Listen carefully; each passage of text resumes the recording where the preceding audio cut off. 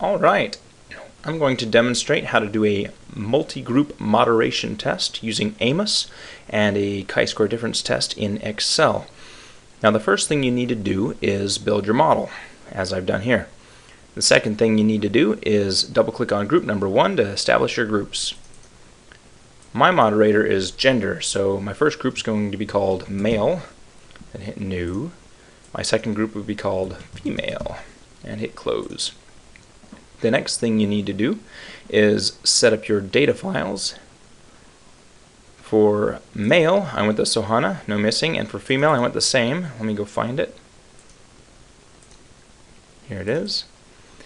You need to set up a grouping variable for each group. Looks like male has already been set up. Gender is the grouping variable. The value is 2. That's actually wrong. So the group value should be 1 for male. For female, grouping value is grouping variable is our moderator, gender, and the grouping value is 2. Now that was set up previously in SPSS. Hit OK. The next thing you need to do is check your output properties. You just need standardized estimates for a multi-group test. Alright, we're ready to run. I'm going to save this and run it and view the text. Go to estimates, and now we can toggle back and forth between male and female. What we'd like to do is trim the insignificant paths, the paths that are insignificant for both male and for female. And so the best way to go about this is to start with the group that has the fewest insignificant paths. And for us, that is female, it looks like, based on these p-values here. So we'll look at this least significant, or the highest p-value. For females, it's feedback to sat C. For males, is it insignificant? Yes, it is, and it's very insignificant. So we can trim it. Feedback to sat C. Get the X, find the arrow, cut it out, and run it again. You'll do these one at a time.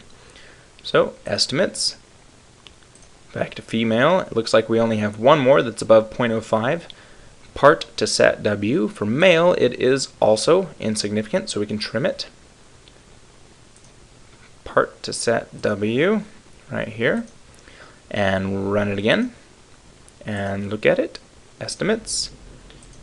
There we go. We have no more insignificant paths for female, which means we can't trim anymore. We're done, and we have our unconstrained model now. So what we need to do is take the chi-square in notes for the model and degrees of freedom and put these in our chi-square difference test spreadsheet. So I'm just going to copy this one here because it's kind of long. Control C, and I'll remember degrees of freedom are 6. Here we go. Just paste that in there in the unconstrained chi-square. The degrees of freedom were 6. And then in fully constrained, we don't have that yet. We need to go fully constrain our model. The way you do this is first to save, and you'll see why in just a minute. Then you go to Plugins, Name Parameters, name the regression weights.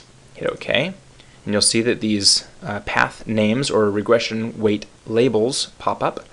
That just makes it so that the paths are constrained to be equal to each other when we run these models. And we will run it now without saving. Go get the chi-square and degrees of freedom in notes for the model. I'm just going to copy that. Control C, and degrees of freedom are 10. Paste it here. Degrees of freedom 10, and everything is going to auto-populate. Looky here. It looks like the two models, the genders are different, or the models are different. The model is different across genders. And so what we do now is we go do a path-by-path analysis. Now if this turned up to be yes, they are invariant, which means no, they are not different, then we would not have to go and check path-by-path, but typically your theory says that they are different, so you would want to go and test specific paths that you are theorizing are moderated by your moderating variable. We're going to go ahead and go do that. You'll notice here confidence thresholds for your chi-square. When we go to path-by-path constraints, you'll get a new chi-square.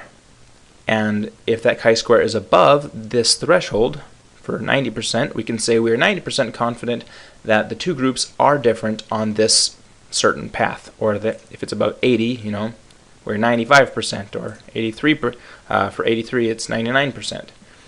So let's go do that. Now, without saving, we're going to go back and click on Multigroup Demo, which is our model. So whatever your model is called, click on it down here, hit No. We do want to lose these changes. So now we're back to this nice trimmed model. It's unconstrained. We're just going to constrain one path at a time. To do that, you double click the arrow, go to Parameters, and just name it something. A. A is good. Close it and run it. Go get that new chi-square and degrees of freedom. 76. Is 76 more than 79, I believe it was?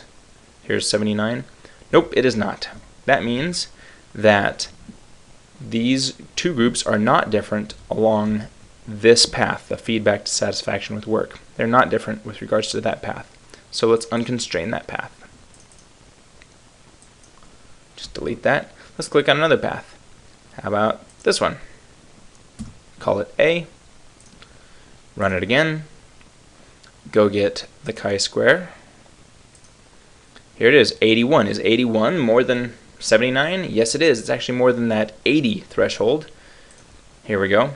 So we can say with 95% confidence that our gender does moderate the path from participation to satisfaction with customers. So for men and women, this relationship is different. See, there we go. Now you would go and do that for each of these other paths as well. But that's it. Not much to it.